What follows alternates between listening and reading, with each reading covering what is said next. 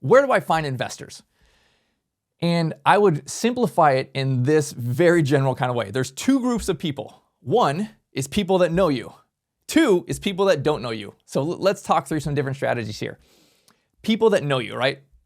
This is the lowest hanging fruit. This is the easiest path to raise money because the people here, they already know you. They already trust you. They already know your character. They know your work ethic, right? Like if you're here doing this, right, you are a hardworking person. You have grit. You have integrity. You are the kind of people that people are looking to work with, to partner with, to invest with, right? You're not the person who's sitting on the couch, watching soap operas, right? Like they know you. They know your character. So these are your friends, your family, the people at your work, maybe your spouse's work, your church, your gym, school, and maybe your kids' school, and maybe your kids' sports teams. A lot of places like that where parents are interacting around their kids. You know what you're doing? You're literally just chit-chatting, right? Like all of these places, you're just chit-chatting. So you have these people that know who you are. They like and trust you already. All you have to do is when you're chit-chatting, direct the conversation about your project. Be excited and genuinely excited you are about the opportunity, about your what you're building, and just talk about that. And literally just be yourself, right? Just talk about these things. And we'll talk about our elevator pitch in a few minutes here. But this is the easiest way to raise money. It's from people who already know you, they know your character, or maybe they're kind of one removed. Like maybe you don't know them, but they do know you, right? Or it's kind of a loose a relationship there. Those are the people that I've had the most success with on raising money. Laura's mom's best friend's husband, all right? There's kind of a chain of events there. It invested like $700,000+ with us. And I don't think I really knew him. We kind of knew each other, probably met a few times at church, but he was following us on social, and we'll talk about that. He knew Laura. He knew Laura's mom. His wife and Laura's mom were best friends. People know us, and they may not have a direct relationship, but there was kind of a one-off, right? I think the easiest path is people who you know directly or one step removed, like a friend of a friend. So friends, family, church, work, the gym. I've had people interested in investing with us in all of these kind of areas. So there's really kind of two things we'll talk about as we are getting people interested, because the whole point is how these people, how do you get to the next step of let's sit down at a coffee meeting, let's talk through this, or let's jump on Zoom and let's talk through this. But before you can get that, right, the people, how do you get them to actually like, hey, let's spend 30, 40 minutes together talking through this in detail?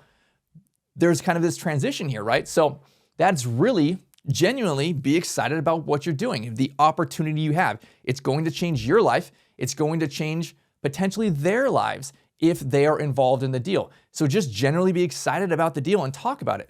I would legitimately direct all my conversations towards this. As I am in different seasons where I'm raising money, everywhere I'm at, legitimately everywhere I'm at, like I am always working the conversation towards, hey, here's what I'm doing, right? When people are chit-chatting, hey, what are you doing this weekend? Oh, well, I'm going to look at some land, right? Really? Why are you looking for land? Oh, we're looking for, 8 acres. We're looking to build a neighborhood of mansions. What? Mansions, right? Like we'll talk through some of these things, but ultimately everywhere I'm going, I'm at the gym, I'm at my kids' games. The parents are all just sitting around BSing, right? Talking about nothing important. Direct every single conversation there. Same with friends and family and work. So we'll talk through kind of these hook approach. We'll talk through these elevator approach in a minute or two here. But ultimately, everything that I'm doing, I am directing the conversations towards what my project is.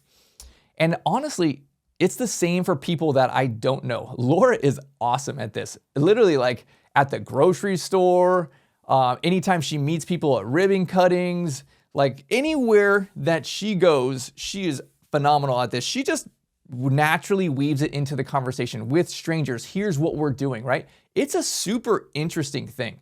People are legitimately excited about memory care, assisted living. They understand, people are talking about in the news, there's this baby boomer generation what's going to happen to them. There's not enough housing for seniors, right? Like there's a lot of hype and talk about this kind of stuff. People are interested in it. You can naturally just direct the conversation there. Here's what I'm doing. Here's how I'm doing this. Here's what my dream is. Here's what my goal is. So the next section of this is people you don't know, right? We talked through people you do know. Next is people you don't know. And here are some of the places that I have built relationships with strangers and had them invest money in my companies. So friends of friends. And again, that may be kind of overlapping with the people you do know, but it may be just be people that are total strangers. You've never met them, but it's a referral. A lot of this on this side here, there is a obstacle, meaning it's harder to get money. It's harder to create a relationship, a business relationship, because you don't know each other, right? You're strangers. It is so much easier on the other side, people you do know. So I do want to stress that. It is so much easier there. You just need to open your mouth and talk about this for everything. But in addition to that, honestly, if you're raising money, like think of it like this is your duty. This is your job right now for this season. It might take you a month or 3 months, whatever it takes. Like you legitimately tell everyone, everywhere you go, here is what I'm doing. Here is my goal. Here is my dream. Here is my next project. This is what I'm working on. This weekend, I'm going to go look at land. This weekend, I'm going to Secret Shop. This weekend, I'm talking to the city or the planning department, right? I'm meeting with contractors. You just share what you are doing. Open your mouth and talk about it. Just be human. It's nothing very complicated. It's just, here's me. Here's what I'm doing. People are excited about it. People are super interested in it. So from a practical standpoint, where do you go to meet people that are strangers that you potentially want to work with or raise money from? And for me, this is what I've done. I've met people, total strangers, at real estate investor meetings, and they're also called RIAs. These RIAs, I mean, you just literally go online and search it, or you go to meetup.com and search it. So many different things. These are not assisted living specific. They are flipping, rental properties. There's people there that are hard money lenders. There's people there that are private money lenders. There are legitimately people who have money in the bank and they don't know what to do with it. So they go to these meetings. And there are people that, most of the people there are people who are trying to learn, they're trying to absorb, they're trying to do their own deals. And then maybe the minority position are people who are actually like, I don't have time to do what these people are doing. I don't have time to look at 100 different deals. I don't have time to make all these offers and manage a contract and crew and all that kind of stuff. I just want to invest, right? I got 50 grand or 100 grand or whatever number it is, and I want to invest, whether it's private money. A lot of time, these people will go and they'll be on the debt side, right? Like I can lend you this money for 10 or 12%. Sometimes, they're looking at syndications. This is how apartment people raise money from lots of different people in a syndication. They're ultimately getting a little piece of the action. It's very similar. There are a lot of different people who do not want to do their own deals. They don't want to do the legwork, but they have money sitting there in an account making 0.001% interest and losing money to inflation. They need to put that money there. It is literally losing money. They have to put it somewhere. So your job is only to provide the opportunity. You are not asking for money. Here is my opportunity, right? I am looking for this person to come on this opportunity with me. So I have raised money from several different people. And man, it's been almost 10 years and they still work with me. I still borrow money from them, from our other real estate company. And I've met them at literally these events. So a lot of times you go to these events and, sometimes everyone stands up and they give a 30-second thing. Here's who I am, here's what I'm doing, here's my needs and wants kind of thing, right? You would literally go stand up. Hi, my name is Brett. I am building an assisted living mansion, 10,000 square foot, new construction. I'm here to take care of seniors at the end of life. We're looking in this area and we're looking to raise capital. Let me know if you're interested. I mean, boom, like say something like that. That's your 30-second thing, right? Like you can go to these meetings. This is the place for it. It is literally a networking meeting to put people together. Two types of people who have deals and people who have money. Boom, you go together like, hey, let's talk about this, right? You meet these people, let's set up the next step, right? Let's set up a meeting, let's set up a coffee date, let's talk through these different things. I would do everything, all of the above, meaning talk to everyone you know, all your friends, family, work, gym, school, church, etc. But then also go to these. They're probably every single week, right? They usually meet once a month, but there's probably 2, 3, 4, 10 if you're in a big city. You can go an hour away, right? Like it's no big deal. You can drive an hour to the big city where there's legitimately probably a dozen meetings. So go to these things and you can look literally on Meetup, search it. It'll tell you how many people in the group. It'll tell you how many people sign up, all that kind of stuff. You just talk about your deal. You're not asking for any money. So I have done that. That works for me. The same thing right below it is other types of meetups. So there's real estate specific meetups, but then there's like more business general meetups, right? And then there's assisted living meetups. So assisted living may not be as frequent. There may be only one in your area. But this is where all the home health, the hospice, the insurance people for assisted livings, they go to these things. They are there, right? They're in my area. They're in a lot of different areas. And then there's also business ones. I would go to all of these things and literally just search it online, Meetup and Google search it.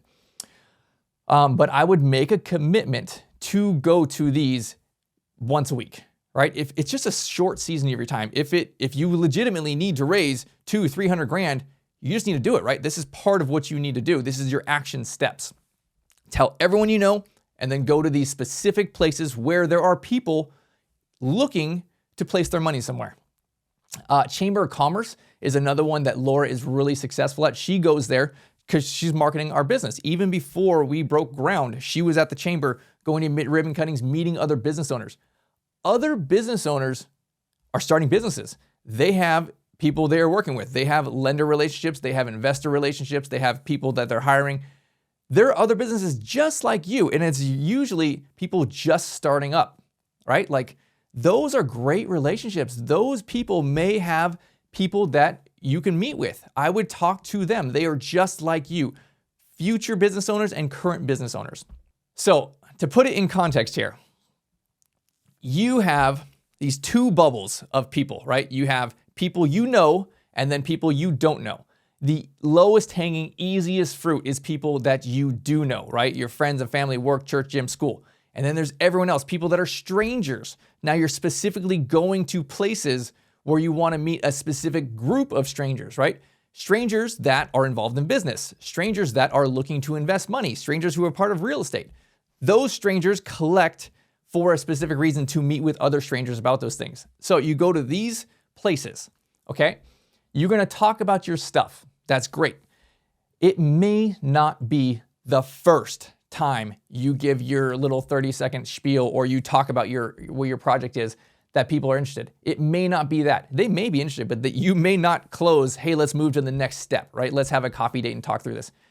That's just kind of life, right? People are building relationships. They are thinking about it. They are processing. People want to hear your stuff 2-3 times, right? They want to know who you are. They want to learn more about it. They want to think about it. They want to talk to their spouse about it. They may be interested, but it may not be the right timing, or they may want to talk to, their spouse about like, hey, would you be interested in investing in assisted living? I'd never considered that.